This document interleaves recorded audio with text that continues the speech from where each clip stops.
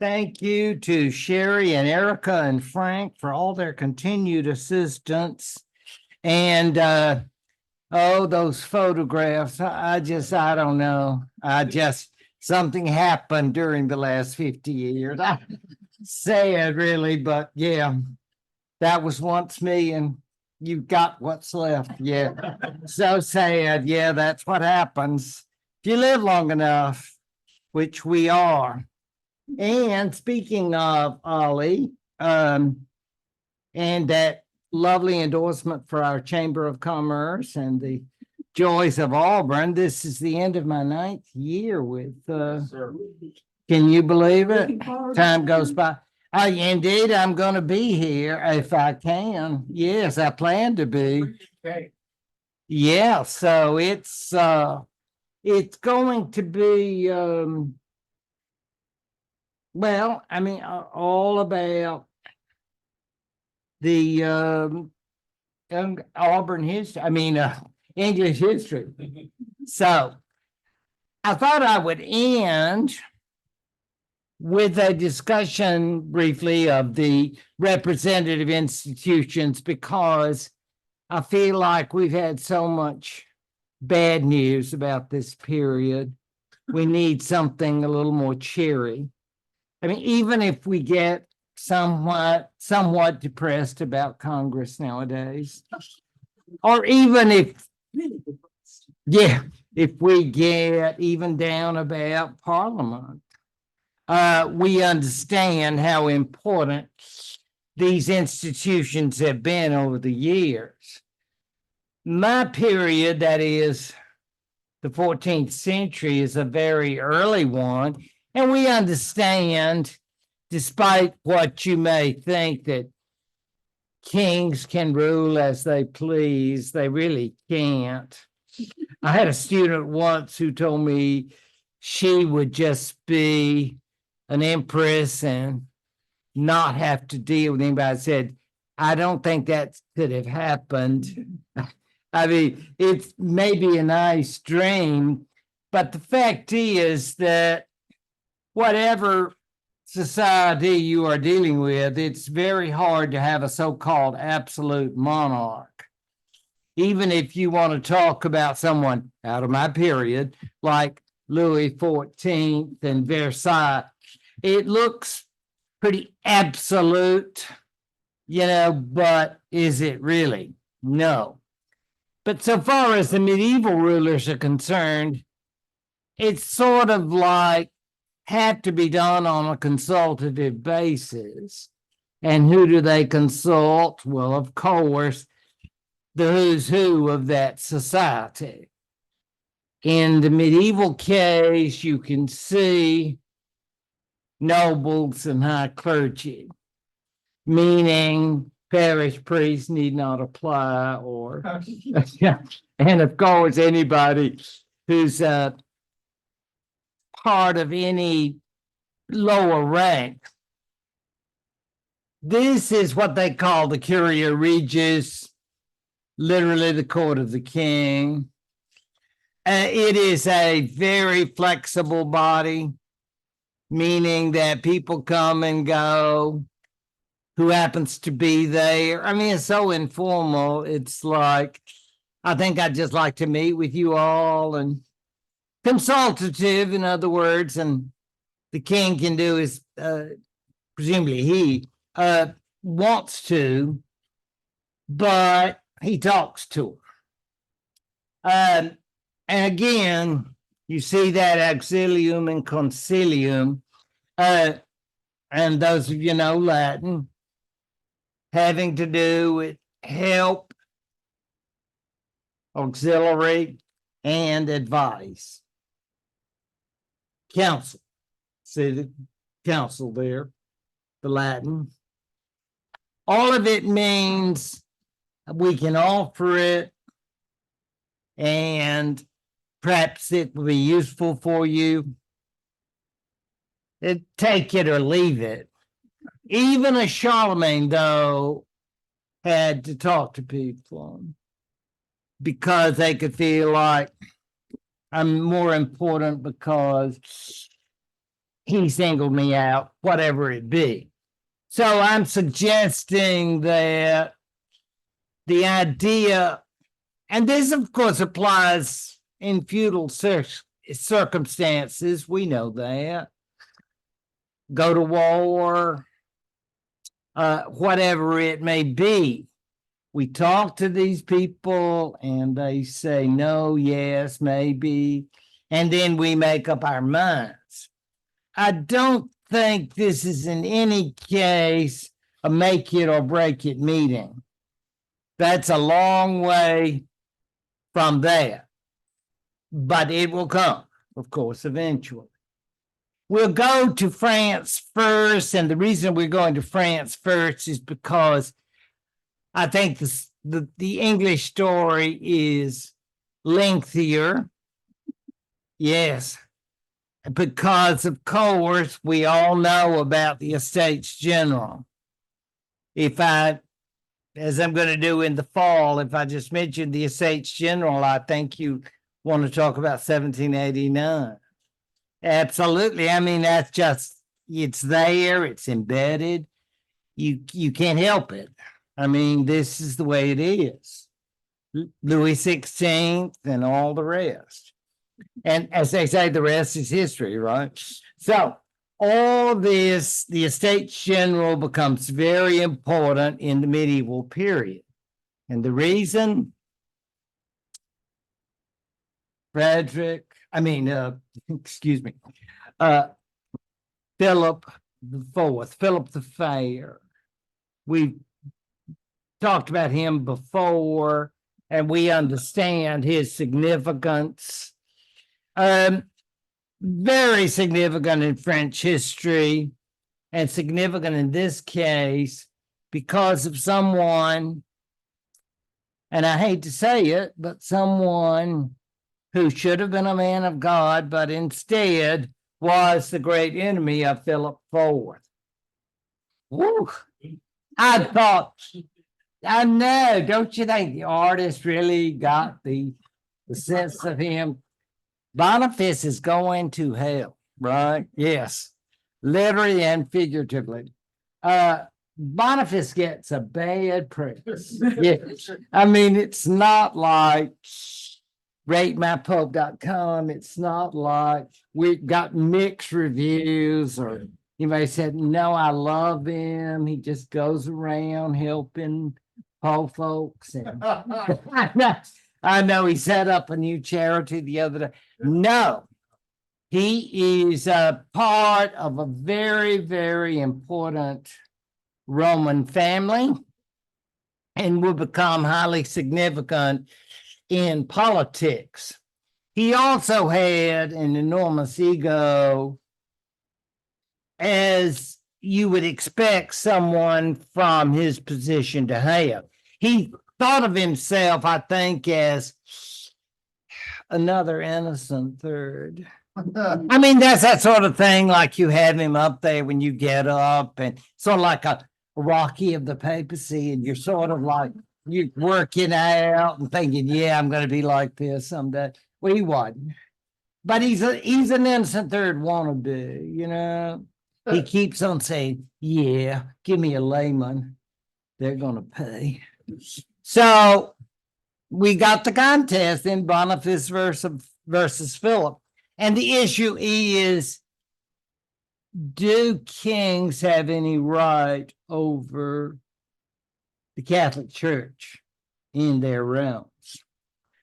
To put it very, very simply, here is what Boniface says, and I'm just going to read it to you to emphasize unum sanctum, because if you ever go to a Catholic history convention, I know, that would be exciting for you. Yeah, I've been to several, and nuns, monks, a whole crowd who are, and they are not just like, gosh, we want everything to be simple and we want everybody to be happy. No, they are very strict scholars. So this is a document that probably Boniface VIII had a big team writing. Yes. I'm sure he put on the finishing touches, but he got a lot to do. So the team, don't take coffee, the team was responsible for this. And it means one holy Catholic and apostolic church, as in one.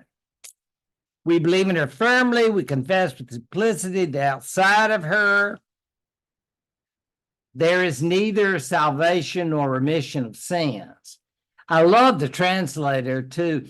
You notice that as the spouse in the Canticles.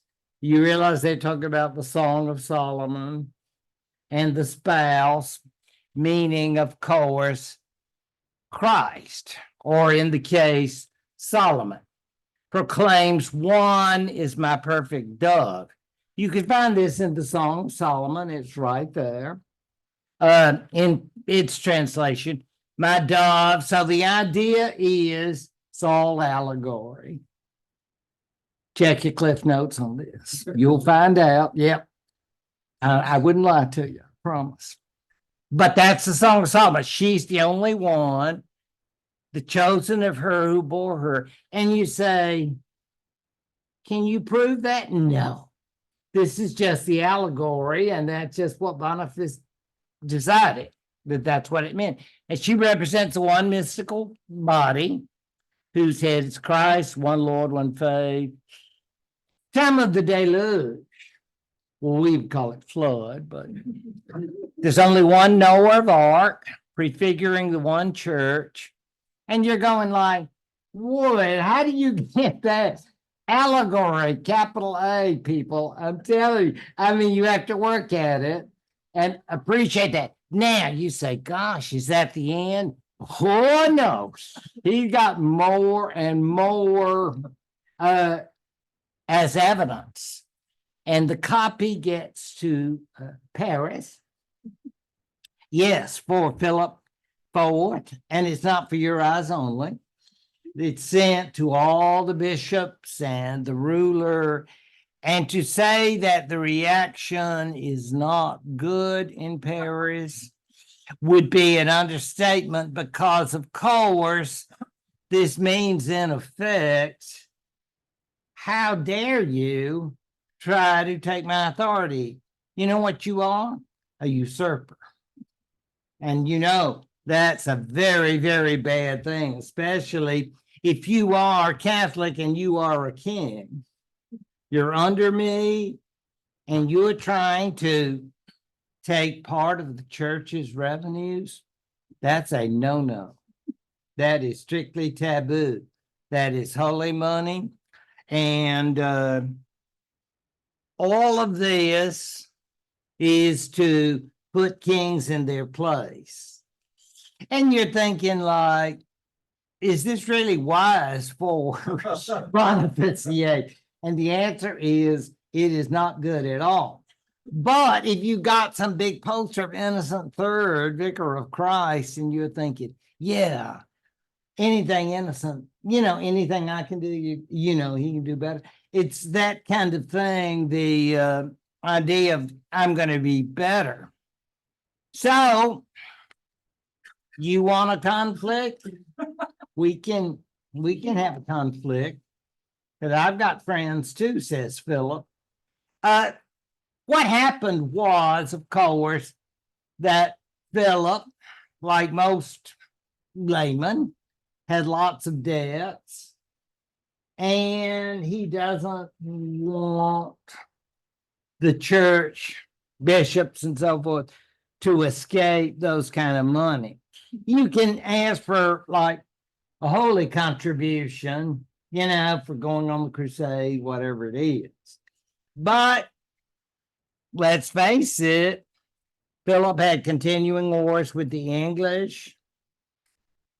He had battles with Flanders, which was just to the north, what's up in Belgium and the Netherlands now, because he wanted to take that territory. And we all know that wars are expensive. And finally, he found a bishop that he didn't approve of, and he actually wanted to bring him to the royal court, and not in a good way, presumably as a defendant. And so the Pope is like, shall we say, apoplectic. And Boniface VIII decides to summon all the French bishops. And can you imagine? It's like, aren't we glad we have Xerox and all of the various companies? Because you can imagine all those little monks writing out all those summons. Yeah. Saying like, the bishop, all my sons, I love you all, come to Rome because I've got something important to talk about you. And many of them are saying, I'm not going because I love my king. So actually, you're tired, king, pope. I mean, yeah, I don't know. It's like, it's very hard to make a decision. Not that they would have any particular love of Boniface, but we have to think about Peter, right? The first. So we're thinking like, do we want to go? Well, apparently most of them went to Paris. And that will become what we call an Estates General. This will become the most famous Estates General of the early period. The year was 1302. 3 divisions, 3 branches, and the reason being the clergy are number 1. Guess who invented that? And yes, every scheme about like God divided the world into 3 groups, and you think who's always first? Yeah, the ones who created it. The clergy and the nobility, because the nobility are helping the clergy. I mean, the clergy have job number 1. So the nobility have job number 2. And then what's left? Everybody else. And of course, they're called commons. Not like we're all common, but just everybody who's not noble or who's not clerical. And that's a lot of folks. And we do that, when you talk about 1789. I mean, think about it. You say, but I'm rich, I'm powerful. Sorry, you didn't make the cut. You're not part of those number 2. It's very different in the 13th century, 14th century than it will be by the 18th. You have much going on. But at this time, these bodies were, that is, the first and second estates were obviously at the top. So if you were commons, like you might have been head of the Bank of Lyon, the Avignon branch, maybe, Avignon branch manager, or maybe Marseille. That's a nice big city. But whatever you're saying, wow, man, Paris, pretty cool. But you're still like low rent. But you're still there. What did they do when they got there? They said, I mean, it's like a pep rally. Go Big P, we love you, Philip. Shatim Philip. And you can understand that. I mean, it's not like, gosh, I wonder what sort of policy decisions we should make about the vicar of Christ. No, we are down on Boniface and up with Philip. I mean, that's why we're having the pep rally. I mean, it's not like we're divided or something of the sort. This is all about supporting him. Actually, you might find this a bit cheesy, but it'll do to give you the idea of how it would have. And some artists probably in the 19th century wanted us to envision it. And I thought, well, this is not so terribly 18th century as in 1789 that you'll be disgusted there's the king. Oh, and see our little monks there at the table. So they're taking they're stenographers, monastic stenographers, and so can you imagine having to take all those minutes? People just babbling on. And the folks in the back, you guessed it, like us, they're regular. And so they have to sit in the back and they don't get nice outfits to wear. See the first and second estates so done up because that's who they are. I mean, they're nobles. Number two, or bishops, probably an abbot or two, and all of that. And then in the back, your third estate. And they're just, I mean, I don't think they're supposed to speak out of turn. You know, it's like they used to say, they just, they're there, they go, we, whatever it is. I mean, they're not supposed to go, no, I've got point of order. No, you're here just to be agreeable. And there's an issue of attacks. You particularly say we as loud as you can go. But all of that, you can see 1, 2, 3 in terms of divisions and the king on top. And of course, you can see behind him, around him, there are probably some who are advisors. But I thought that was kind of interesting. The Estates General did meet at other occasions, for example, during the 100 Years' War. I mean, can you imagine the course of French history? How, yes, because you've got an English king, a baby, but he is king for a while, known to you as Henry VI of Cambridge University fame. And so, whether him or maybe Charles VII met with the Estates General over issues, as usual, of funding, as we so nicely call it. It's always about funding, isn't it? So they will discuss that. And later on, the conflicts between Catholicism and Calvinism, which are so fascinating during the 16th century and not part of our issue. I said it doesn't have traction, and I thought, well, that sort of like it sounds like an automobile or skiing or something. But you understand what I mean. It's sort of, it meets whenever a ruler wants it. And do you know something really funny? When they decided to call a meeting under Louis XVI, they had their own history books they had to go to.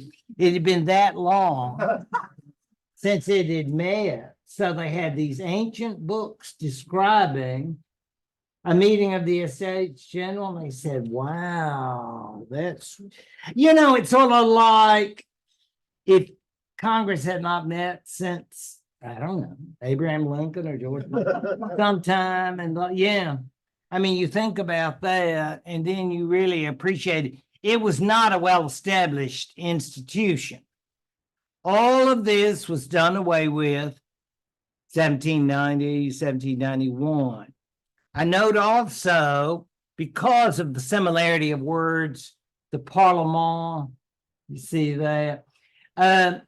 People often confuse the two, but Parlement is an obvious French word having to do with high courts, meaning the judiciary function of what is our Senate or their House of Lords in London was, in fact, starting with the Parlement of Paris, and then they had the Parlement of Bordeaux, Parlement of Lyon, the Parlement, in other words, all the major cities. They would be like major royal courts. And if you didn't win at the first level, you could keep going up to higher levels. And the French revolutionaries decided to do away with all of it. So call it the Ancien Regime. And so away it goes into the ash can of history. So that's them. But we know that that is not the case with England. Wow. You know, we think, what would these folks have thought about the Parliament of today? It's very different, but it's based on similar ideas. So let's start it here. And I have to say a little bit about the 13th century because, well, A, it's my period, and B, because we appreciate Simon de Montfort. Yes, I know. He had his pluses and minuses, but he is considered sort of like the developer of Parliament. And there is a great statue of him. I don't know how long it'll last. I mean, but right now it is there. He was an important figure in both English and French history, given his name. We can tell that. But the idea is, of course, based on Magna Carta 1215, that kings must consult with their constituents. So you don't have to go to Runnymede to do that, but it's interesting. And as I told you, I mean, the celebration in 2015, it was quite spectacular. And you can probably get that on YouTube. I'm not sure, but you know, to see that and see the now Prince of Wales and his grandmother, and it was quite a ceremony. All of that is to say that, of course, King John didn't really mean it. You know, it's like, I'm just kidding. But they took it seriously, and it's been a very important, significant document, even if it's more, what would you say, it's sort of like we ignore it, but on the other hand, it gets thrown up to us, so we better act like we care. But the son, well, actually, he was the nephew of Simon de Montfort, King Edward I, or as we know from movie land, Edward Longshanks, that pro-Scottish movie. Did not give a nice version of Edward, but I'm over it. I've had counseling, so I'm better. I've had some years to. Gosh, that was a lot of money to over the way they treated Edward. I mean, he was not that bad, but in any event, he met periodically with nobles and bishops. And I do know that he did call sometimes representatives of what we call knights and burgesses. Knights being, I always like to say, as much as we may like Elton John or all of the other knights of today, these knights are mostly great landowners who are not nobles. Nothing wrong with that, but you get called sometimes, and along with burgesses, Chamber of Commerce, or Walmart people. You had some Walmart, Mr. Kroger, I don't know, but people who are higher ups, and they get to come, and I think this is probably as much PR. Could you imagine go back home and everybody, yeah, I was up there hanging out with Eddie and his family, yeah. They invited me over, So there's always influence going on. There was a lot more or less during the next period of Edward II, as you can imagine, because that was all a disastrous time. Not that Edward II cared a lot about Parliament. I mean, it's understandable that a man who was surrounded by favorites and was not particularly interested in carrying on with the people he was supposed to be doing instead of his friends, which is always dangerous, as his grandson, Richard II, did. It's something, if you want to be a king, you sometimes have to be close to people you don't necessarily like. But because of Edward II's disastrous reign, and he may have ended up being eliminated. In fact, there's every reason to think he was, rather than a theory that was put out that he escaped and became a monk, and another body was put into the tomb, which I don't believe, but there are people out there. In any event, that didn't help Parliament. What helped Parliament, of course, is going to be Edward III. Now, 1295 means the period of King Edward I. And I love this picture. This is the so-called model parliament, which means the parliament that never was. I know in a while, but they call it the model parliament because this is supposed to be how it should be. And when you actually see the writing up there, I wish I could write like that, but yeah, you see, you got that Scottish king. He's probably not happy to be there. And you have a Welsh prince. And I know he wasn't happy. He was Big Llewellyn. And he was there. And you say, wow, everybody is just hanging out. Think we are the world, we are the children. No, I think it's somewhat less than happy fellowship. Oh, and see your bishop, your archbishops, Canterbury and York. So, and you have probably the Chancellor of the Exchequer, and you see, gosh, and everybody's seated so nicely. It looks good. That's why they call it the model. But that's the idea. You're going to have, again, the clergy, nobility, and burgesses.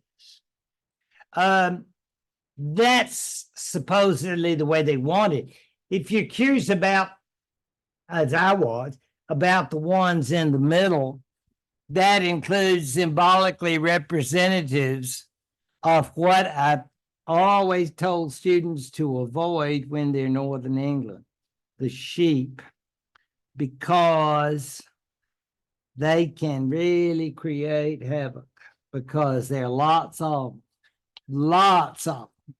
And they, at that time, represented the essence of the English economy because of the wool. So they are sitting on all of that to represent it. Well, it's a nice artistic representation. And there was, in fact, by 1300, a little publication. And it was called The Way of Holding Parliament. It was anonymous. It's not a hush-hush, no confidential.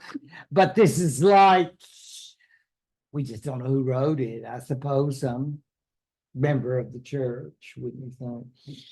And basically what he's doing is sort of like political science, And it's like you would go to class and you would study, there's a judicial, there's legislative, there's and all of that. So you can foist it back in your blue book to the prof. What they're doing here, or the author, is trying to say, why do we have, or how do we have a parliament? And it is a parliament, is not the parliament. Do you understand it? It's like parlay, meaning to speak, and we're just having a talk. We're having a parliament. So the king doesn't ask aids. And what are aids? Well, we know they are resources. And have you ever heard of a ruler who didn't want them?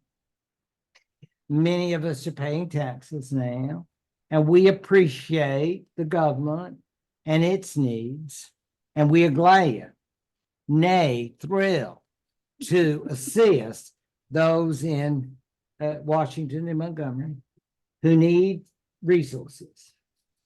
So all of that is the aids.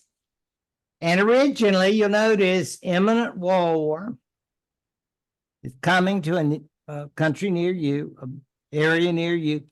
So we need to, and those Scots and Welsh, yes, they're always, we need to be on alert. We're called Longshanks for a reason. So, because this is his reign, knighting his son, this is like bar mitzvah or something like that. Or marrying his daughters, and bills. Check your modern bride if you don't think I'm lying. So all of that, we ask aids.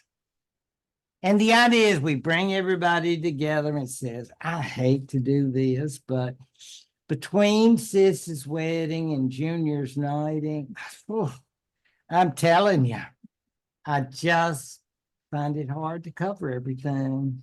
Could y'all, I'm going to pass around the hat now. That's what an aid is. And they were paying, and be it known, aids are granted. All the peers of Parliament ought to consent. Now, notice this, and be it known that 2 knights who come to Parliament for the shire, like a county, have a greater voice in Parliament. In other words, and then the last sentence really seems odd. For formerly kings held their parliaments when no bishops, earls, or barons were present. You say, how could that be? Well, he's going back into some mystic past.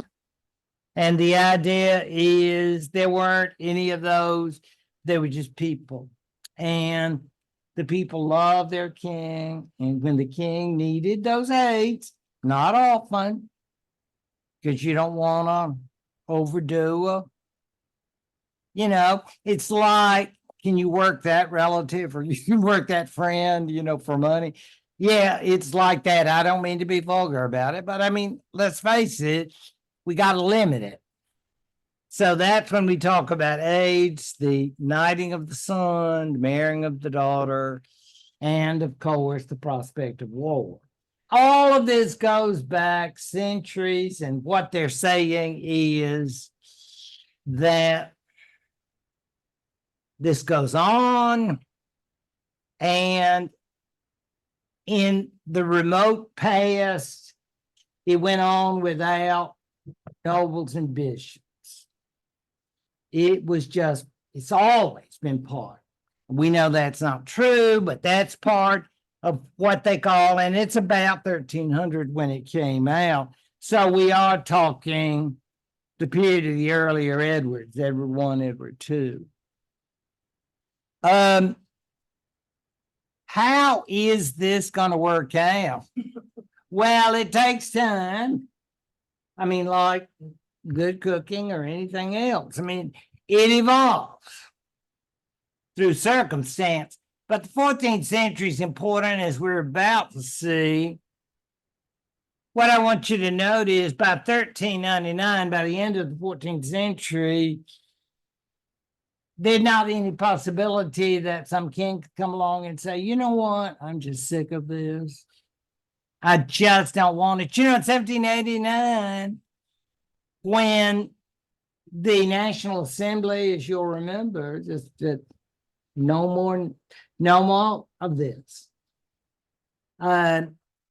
That's not possible by 1399 in England. It's too entrenched. Many times they fuss about it, and they do, but it's too important. And it goes on, of course, in terms of their money, authority, resources, as it were. This will be, of course, not for social services, but for military purposes primarily. And of course, for approval. That may sound odd, and because you think about sometimes rulers who lack other credentials. Let's think about Henry the Fourth. You know what he was? He was a usurper. But Parliament said, we love you so much, and you should be our king. And you're thinking, were they kissing up to him, to say it politely? Yes, but he wanted their approval, which I think is pretty interesting.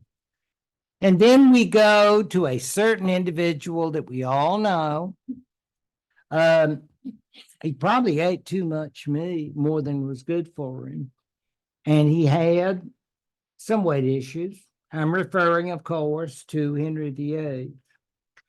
And you think, wow, he was so powerful, he could do anything. Well, then why did he call parliaments? Yes, he did. Yeah, indeed. And they're not going to say, well, I mean, there may have been a few that said, you know, I really don't think you should have done that. Well, perhaps I'm thinking, I love my head attached right where it is, you know, because that would really hurt, right? So, yeah, there are indications that he wanted approval. But the fact is that he wanted approval. And that becomes very, very important in English history. Now, when we get to the Stuarts, of course, oh God, January 30th, 1649, it won't be on the test, don't worry. But you should learn this, because if you want a Stuart history class, maybe you want to start that up in Valley, I don't know. But the death of Charles I. Oh, yeah. They'll be impressed at the party when you say, wow, do you know what happened in January of 1649? You'll be a star. Yes, the center of attention. But I mean, when you think about basically the parliament taking over the government, and you say, wow, is that what happened? No, it lasted for a few years, and then the king's son came back. So they tried to be a republic for a short time. Don't worry, I'm not going to do an Oliver Cromwell. I'd love to. It's a fascinating story, but we got to move on. I just want to note again the idea of the entrenchment and the significance of that 14th century, because we know that this parliament will gradually become bicameral and very, very important. The parliaments initially are not going to go by any kind of systematic approach. You know, they're very systematic nowadays. But they have their rules and so forth.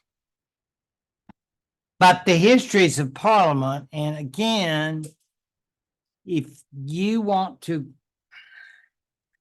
get a good nap, I can recommend some volumes on the administrative history of 14th century England. Yes. And not one volume, mind you. Yeah. And no cliff notes. This is just over and over, and you're going like, oh no, the pain, the heartache. Administrative history is, I mean, it's very interesting, but it's just not scintillating. Now, first of this business, and this is, of course, clear to all of us, kings call them, dismiss them, and they can't go, wait, we haven't finished. Yes, you have, because I've decided. That's why you put short duration. It's like you have come here. I'm really running short this year. So I'm funding a new conflict. So would love for you to support the funding. So I'll leave now so y'all can get in your committees, and then you can have your vote. And thank you for coming. You know, it's not exactly like they are going to say, but we've got questions. We want committee work, you know, and all that.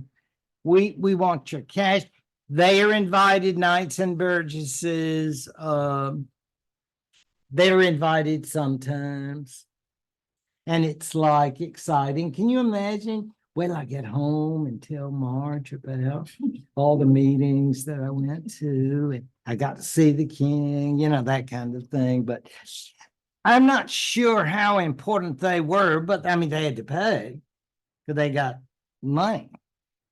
They have resources. And of course, the ever present public relations. I guess that adds significance. I mean, we got war going on. I mean, this war until Richard II, right? So through this period, the 14th century, he's always needing money.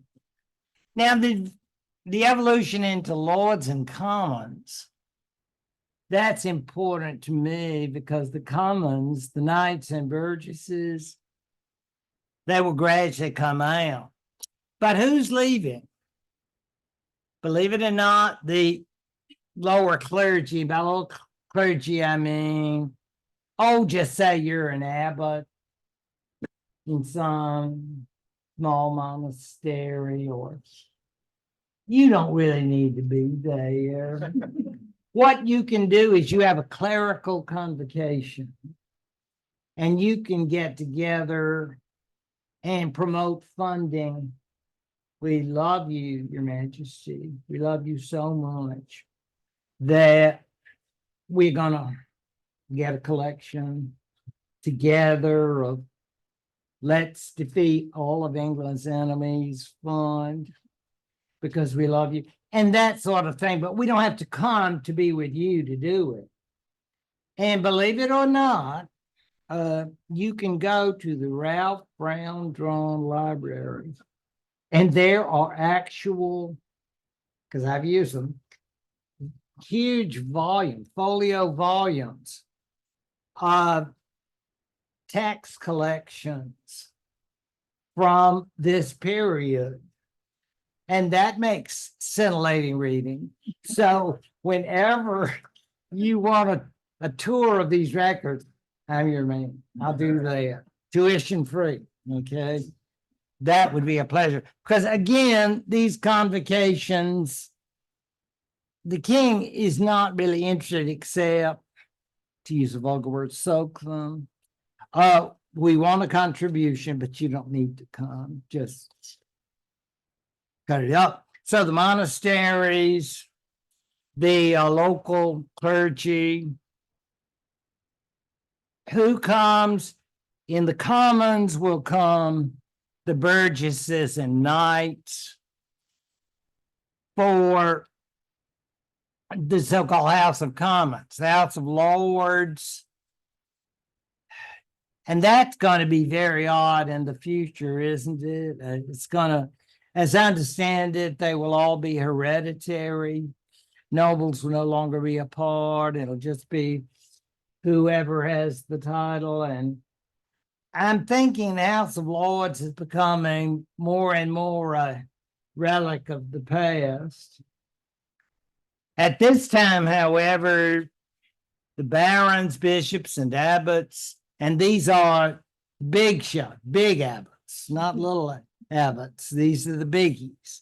Like if you're a Benedictine abbey and you have many houses around you and lots of bedding and lots of sheep, all of this means that you will be important. And this will go on until that old Henry VIII changes things about, doesn't it? There will still be bishops, yes, but there will not be any abbots because there will be no more monasteries. In any event, all of this means the House of Lords, who will become, as they are today, the High Court, and our Senate is the same way, the upper chamber that can have that kind of power. This, of course, evolves over time, as we'll see.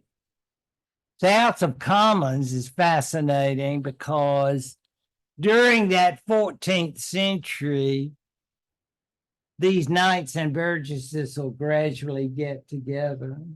And how do they get together?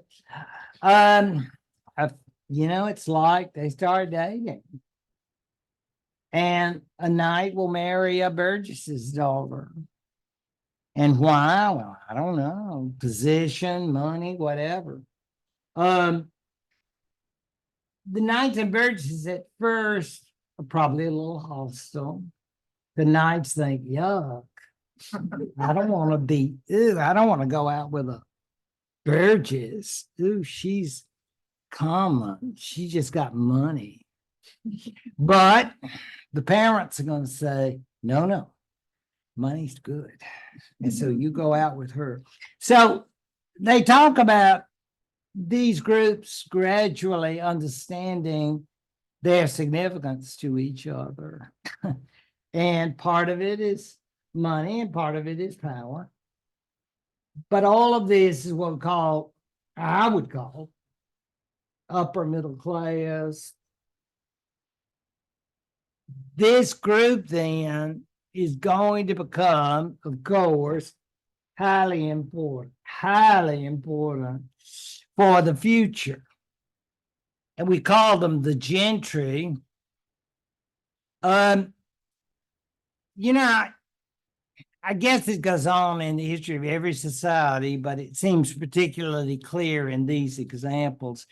The gentry are the sort of class that will have the land, they will enjoy power and great significance, and they are willing to play politics to get their way.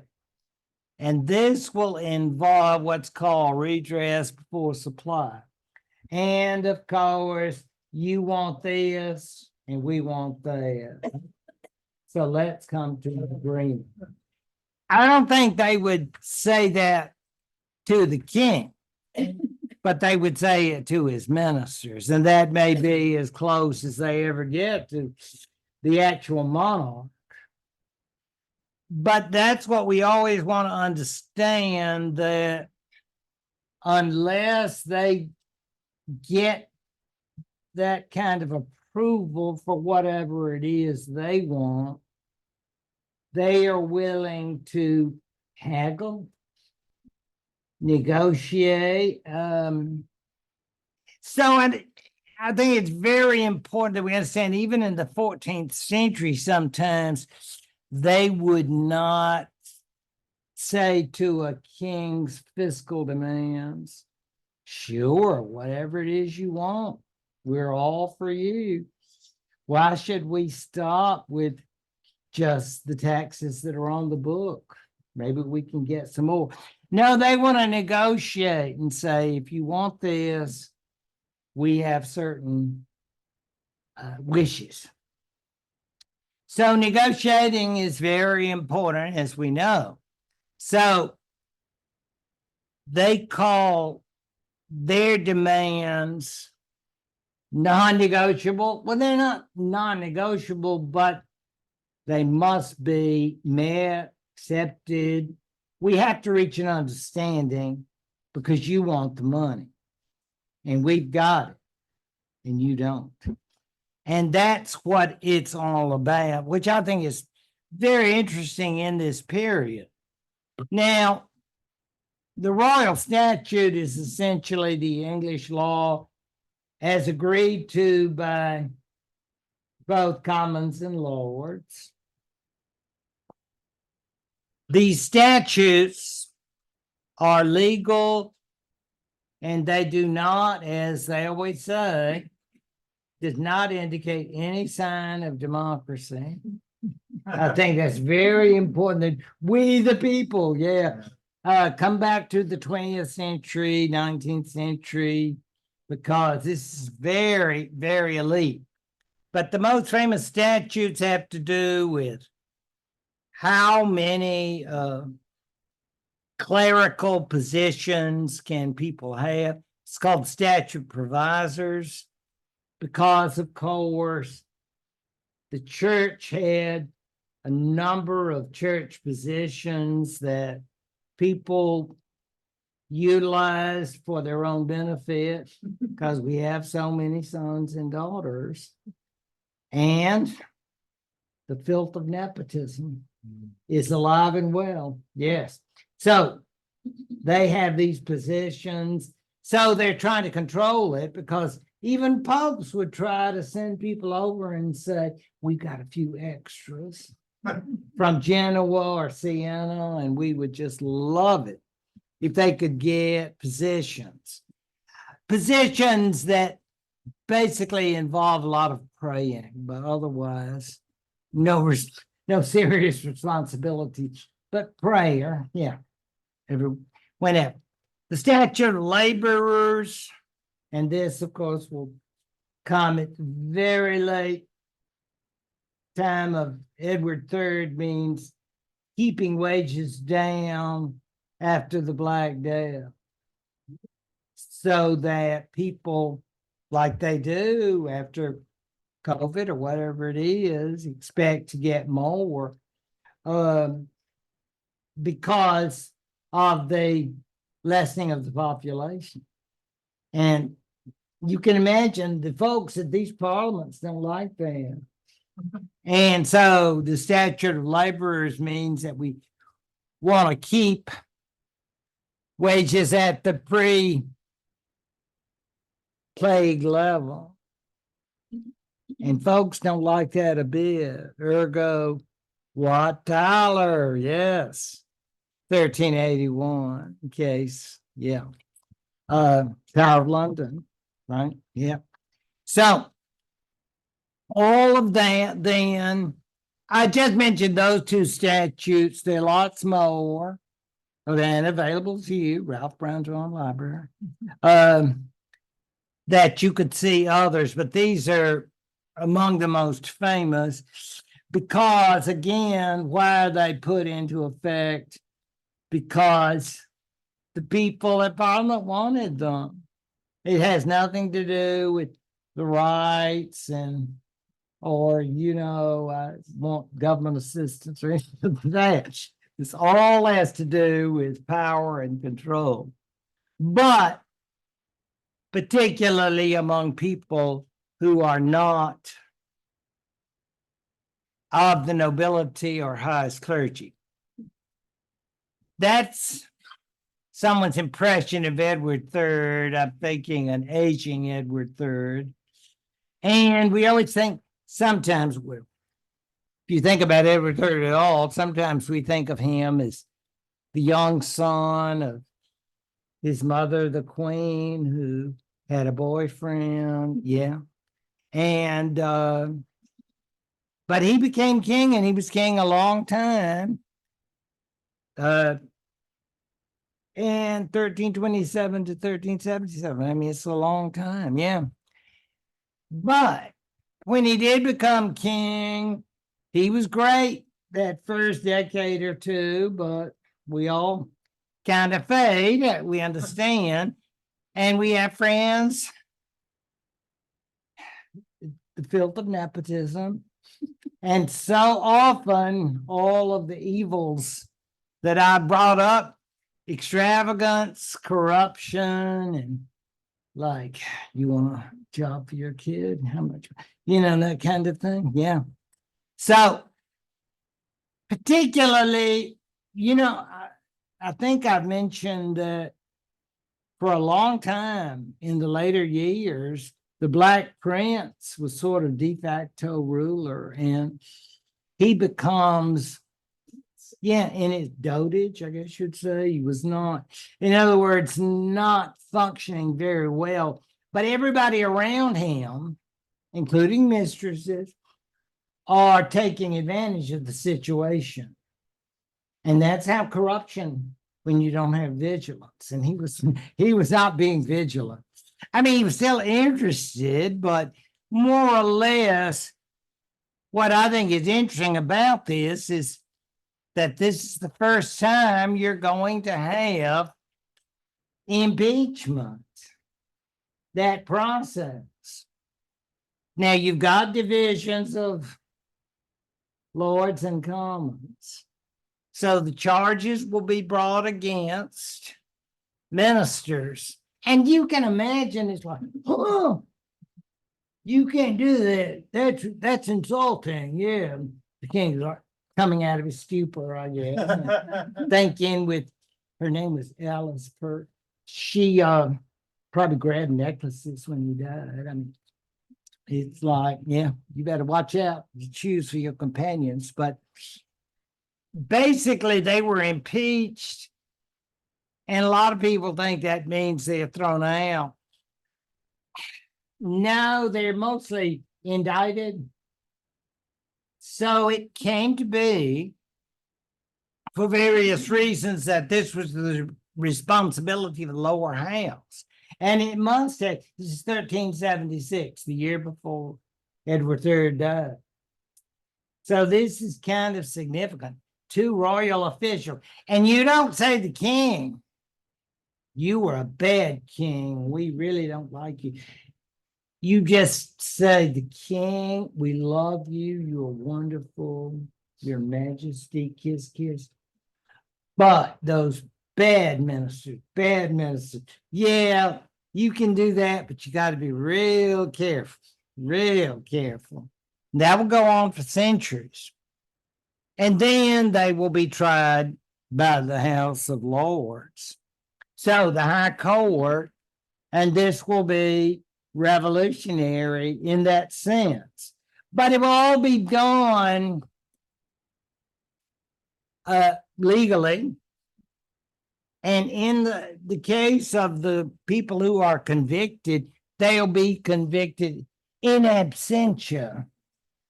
I think they took the first boat to the coast. Calais. Yeah, on the way to Calais, because you don't want to stay there and get convicted, because, again, I love my head here, right here, because I'm not sure they would have been given, what is it, hard time, or I think it would have gone badly for them. So the impeachments, trials of officials, overseeing of the crown's activities, and other ways that would be very obnoxious if you're ruler. Because, of course, we understand one Richard II was not happy at all about, like, gosh, I just want for you of the House of Commons, House of Lords, to feel confident in me. I don't think there's an effort at what we would call PR today. And of course, Richard II has got some serious, serious problems, as we all know, thanks to William Shakespeare and other sources, right? So all of this means that his days will be numbered. He did manage to last for about 20 years. But at the end, he, of course, will be overthrown, and Henry IV, usurper, will gain the throne. And, of course, with parliamentary support. All of this is to say the parliament is here to stay. Charles and the Prince of Wales would not imagine that they could have a royal government without them, or the current government of the current prime minister, who may not be in for much longer. We will see. But governments come and go in Great Britain, as we know. How many have been in the last? A lot. Yeah, a lot. But they will not be beheaded after they leave, which is good.